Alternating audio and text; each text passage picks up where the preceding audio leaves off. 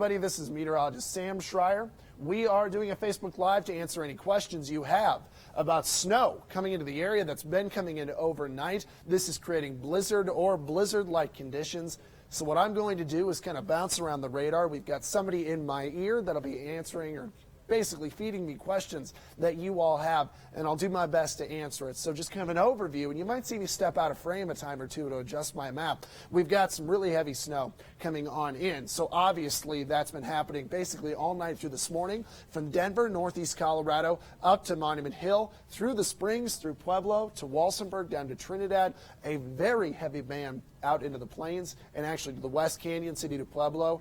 More snow is falling on Highway 50. So let's just kind of start by going north to south. Let's break this down. Over Monument Hill to Castle Rock, very heavy snowfall continues to stream right on in. Monument Hill up north again to Castle Rock. Highway 83 is actually still closed. 105 is open, but that's some slick driving. So is 67 up in and around Teller County to Castle Rock. Teller County, good snow, a lot of wind blowing it around. We've got Highway 94 closed, Highway 24 from the Springs to Falcon. In fact, Woodman Road from Meridian to Mark Scheffel and then getting out east to Falcon is still closed down from heavy driving snow coming out of the north. And my producer Tom, if there are any questions, I can take one or two if you got them for me.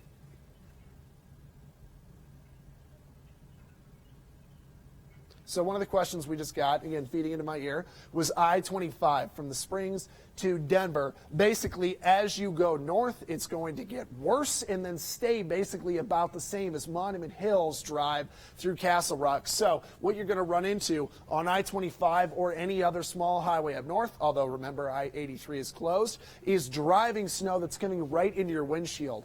The winds are driving the snow out of the north. So as you drive up, it's going to come hit you right in the face, and it's going to be slow commutes because I-25 from the Springs to Denver has a layer of ice and snow on top with some tire tracks carved in, but it's bad, especially over Monument Hill where there is more snow kind of piling up. I'm starting to see, look up towards Castle Pines, a little bit of a break in the snow up north to Denver, so eventually this will stop as the day goes on. The snow will start to cut back, but it's still pretty bad out there. Tom, do you have another question? Amanda's asking, how are the roads in Pueblo? Great question, and let's look south.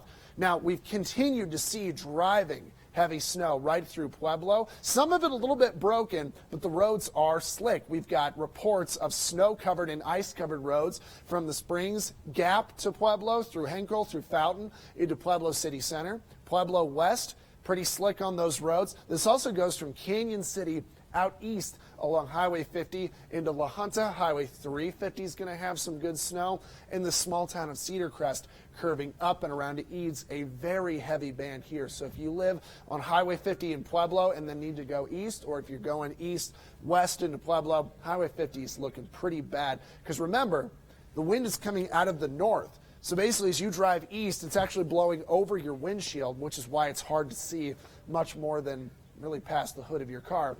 Tom, let's try to do another question.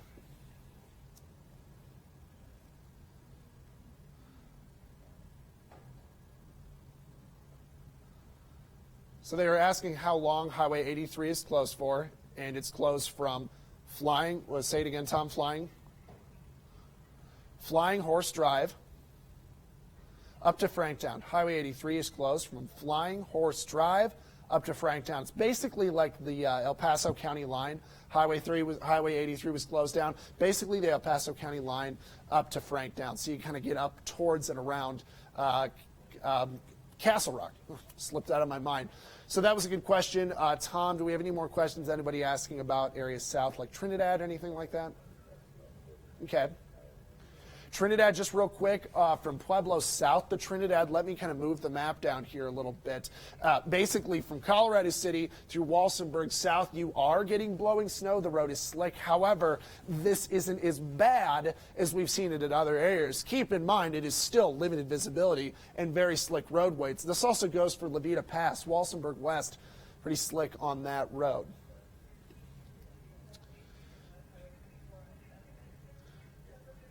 Okay. Shauna was asking, what about chain law? From Briargate, Colorado Springs, all the way to the New Mexico border, we have a chain law in effect. So even through Raton Pass, probably going to be a little slick in there. Remember, chain law in effect from Raton Pass all the way up to Briargate in Colorado Springs. That was one of the questions Shauna just asked us. Tom? Commercial vehicles for the chain law. All right, let's do another couple questions, Tom. Okay, asking about Teller County, how much to expect. Teller County, we had a spotter out in Woodland Park say it was tough to measure, but he had around an inch. So Teller County, I think it's safe to say you probably by the end of the snow event around lunchtime should be able to grab at least another inch and a half. But part of the problem with all these snow totals is the wind is so strong, you're not getting a good true measurement out of the snow. So I would say, just based on the radar, at least another inch, maybe two is possible by the time it's done. But the wind is just going to drive it and drift it around. So it might basically look worse in some places than it's going to be. Tom, another question. Okay. People are asking about Pueblo to Colorado Springs, and several people were saying there's some vehicles off the road. So if you're driving from the Springs to Pueblo or Pueblo to Colorado Springs, keep in mind it is slick, it is snow-covered, and icy. So what happened was it was gorgeous yesterday. It was warm. I-25 stayed warm. It snowed on it. It melted, it froze, and then we kept snowing. So you've got patchy ice and snow coverage if you're driving from the Springs to Pueblo or from Pueblo to the Springs. It doesn't matter. It is slick on all of I-25. That also goes down south to Walsenburg and Trinidad. Basically, I-25, everywhere, it's bad. It's snow covered. There's some ice in there. It doesn't matter where you go. Tom, let's do a couple more questions. Sammy was asking, when is this going to end? So it's actually going to start ending a little bit more in this area of Colorado Springs, kind of out to eastern El Paso County, Pueblo, out to eastern Pueblo County first. And we're seeing kind of those dry spots in here. Basically, the closer we get to lunch, the snow will start to really end. It'll end first, Springs, Pueblo, out east, areas like Monument Hill, up to Castle Rock. That's going to stick around after lunch for about another hour or two, and then to the plains to our south. So if you live east of Pueblo, southeast of Pueblo, like Bloom, Tempest, La Junta, out east of Lamar, and down south to Baca County, this is going to keep snowing well into the mid-afternoon, probably ending towards Baca County around 4 o'clock.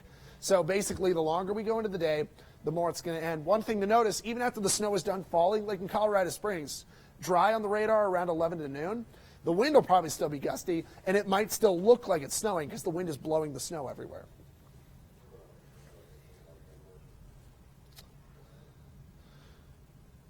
Yeah. So people are asking a lot of questions about the wind. Here's one of the wind maps I've got. Falcon, it's especially windy. Wind speeds in Falcon gusting to 30, 40, 50 miles per hour. Colorado Springs, the airport sensor, is actually at 48. Pueblo, 36. Let me step off real quick, and we'll try to show maybe a bit more in-depth wind map. Give me just 1 second while I pull that up. So this is a more local wind map. Around the Springs area, the mountains are really howling it through. Yeah, 56 miles per hour in Fort Carson, 55 in Fountain, 56 Falcon. So in the Springs especially, we've locked onto some incredibly strong winds. Look at Cripple Creek, 67 miles per hour.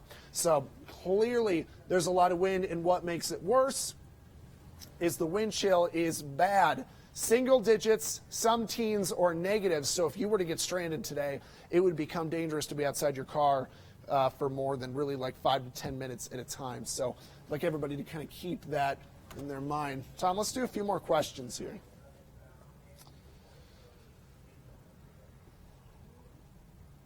Okay, somebody was asking, what does the commute look like from Canyon City to Salida? Great question. Canyon City, we actually had a couple people on social media say that really nothing was sticking to the ground, but I've seen nonstop snow basically through Fremont County over Canyon City. So for sure, there's got to be some slick spots around town. Out west to Salida, there is probably some more snow going on to Salida that our Doppler radar is having trouble seeing. So that being said, if you're going to go west through Fremont County out towards Salida on Highway 50, you need to expect that it's going to be low visibility, patchy spots of ice and snow on the road. And Monarch Pass got a lot of snow yesterday. I think I saw about 11 inches. So if you want to get a Monarch Mountain, I guess like what we're saying here, it's bad up through several of those mountain passes. But to Salida, you do need to plan on some pretty slick roads.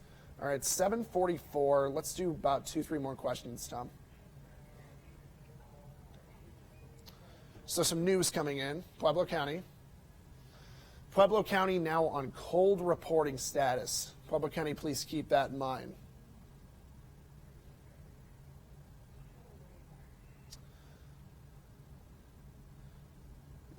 Somebody was asking about the commute from Falcon to Colorado Springs. Well, actually, Woodman Road to get out to Falcon is closed, so you can't get in to Colorado Springs very easy from Falcon. Plus, we still have blizzard-like conditions or blizzard conditions blowing from Falcon. Basically, the northeast sides of the Springs up to Monument Hill, incredibly strong winds coming right out of the north, surging.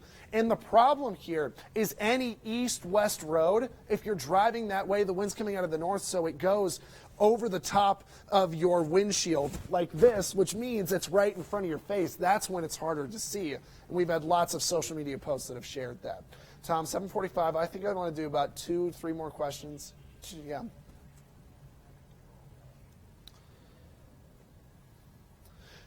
Amy was just asking about the chain law heading north to Denver over Monument Hill. Monument Hill is under commercial chain law.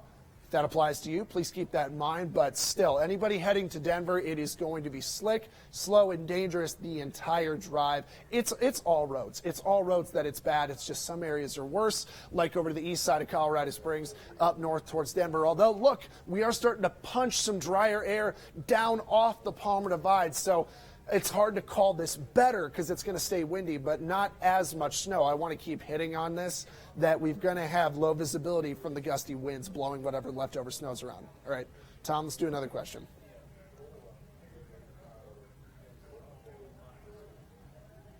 Okay, whiteout conditions have been reported by CSP at Monument Hill. So police are saying up on Monument Hill, whiteout conditions.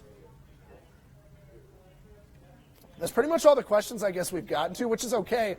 Everybody keep in mind, if we need to, we will do more updated Facebook Lives, social media. Basically, the closer we get to the noon, the snow is going to go away. So we'll kind of step off here. Thank you all for your questions. Thank you for your time. More updates, more information is on the way. And, of course, we got you covered at KOAA.com.